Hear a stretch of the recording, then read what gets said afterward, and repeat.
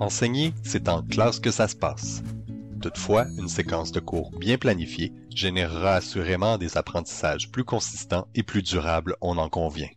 Tout de même, bien qu'il soit de l'expertise de l'enseignant de planifier ses cours, cette tâche peut devenir très lourde étant donné le nombre important d'éléments prévus au programme d'études francisation auquel sont inscrits nos apprenants. Comment peut-on alléger sa tâche de planification au quotidien? Comment peut-on s'assurer d'une planification cohérente? Existe-t-il des outils soutenant la planification de ce qui doit être enseigné et appris? Connaissez-vous le document Arrimage des savoirs aux intentions de communication? L'intention de cette capsule est de vous présenter cet outil. Nous détaillerons d'abord sa structure et ses composantes, puis nous illustrerons les avantages que nous voyons à l'utiliser pour planifier ses cours. Tout d'abord, contextualisons cette tâche de planification en regard au programme d'études auquel sont inscrits nos apprenants. Le programme d'études francisation du ministère de l'Éducation a été publié en 2015. Celui-ci comporte plusieurs éléments à enseigner, dont 2 explicitement prescrits. Ce sont les intentions de communication et les savoirs linguistiques. Ce qui fait en sorte que ces 2 éléments du programme en soient le centre, c'est que les intentions de communication nomment ce que doit faire l'apprenant comme acte de communication. Quant au savoir, ce sont les composantes linguistiques que l'apprenant doit mobiliser, utiliser, pour réaliser son acte de communication. Comme chaque cours est structuré de semblable manière, nous trouvons, au début de chacun d'entre eux, un tableau détaillant les intentions de communication à enseigner. Quant au savoir, ceux-ci sont présentés sous forme de liste, par catégorie et sous-catégorie. On observe également que les tableaux des intentions et les listes de savoir ne semblent pas entretenir de liens fonctionnels entre eux. Pourtant, dans l'introduction du programme, on réfère explicitement à la nécessité pour l'enseignant de sélectionner les savoirs pertinents pour chacune des intentions de communication. Or, cette étape de sélection est essentielle à la planification des cours et à la juste exploitation du programme d'études, mais d'un coup d'œil, elle semble plutôt difficile à réaliser et très coûteuse en temps. Dans sa tâche de planification, l'enseignant doit alors se questionner sur les savoirs à mobiliser pour chacune des intentions de communication prévues au programme.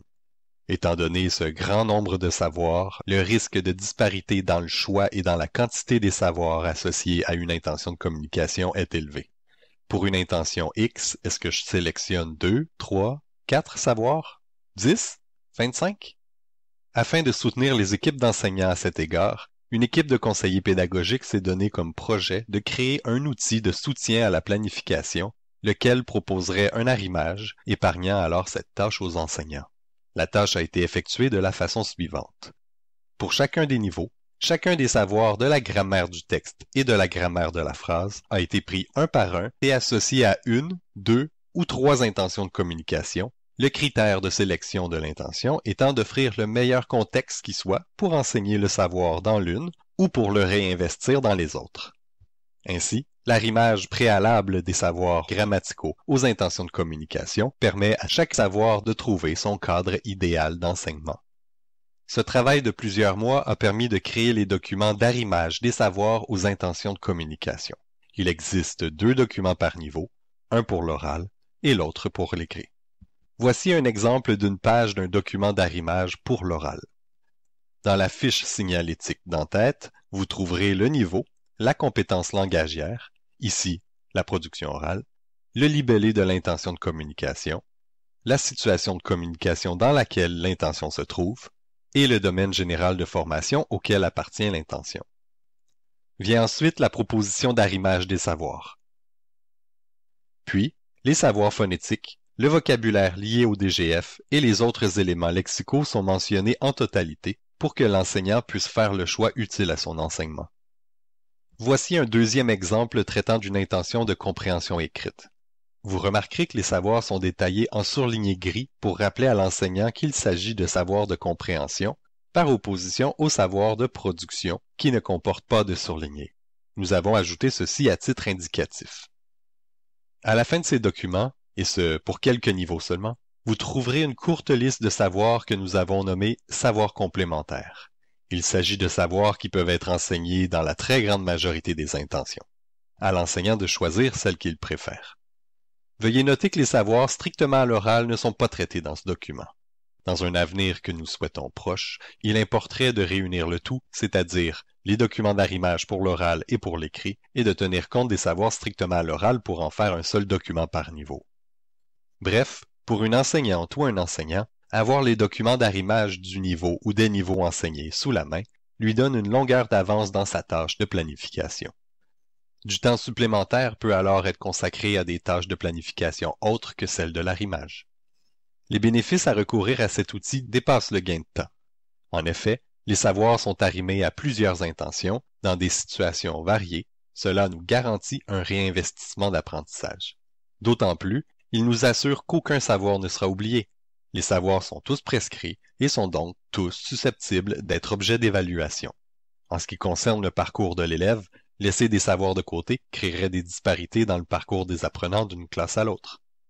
Enfin, un autre avantage notoire est celui de la cohérence du matériel créé. En effet, le matériel didactique créé par les services pédagogiques, que sont par exemple À qui veut l'entendre et les situations d'apprentissage, est non seulement conforme au programme d'études, mais il a été construit à partir des documents d'arrimage. Or, une séquence d'enseignement planifiée en fonction du document d'arrimage peut reposer, en toute cohérence, sur du matériel disponible. Les mêmes savoirs seront à mobiliser par les apprenants dans les mêmes intentions de communication. Par exemple, au niveau 4, il y a le savoir « comprendre l'auxiliaire faire avec ou sans agent ». Dans le document d'arrimage, on nous propose de le faire mobiliser, notamment dans l'intention de communication 11. Dans À qui veut l'entendre, on le trouve effectivement dans le matériel de l'intention 11. Puis, dans la SA correspondante également. Les documents d'arrimage ont été partagés à l'ensemble du réseau des centres de services scolaires. Vous les trouverez dans la bibliothèque Alexandrie de Carrefour FGA dans la section Francisation. Sélectionner le filtre Outils vous permettra d'y accéder plus directement.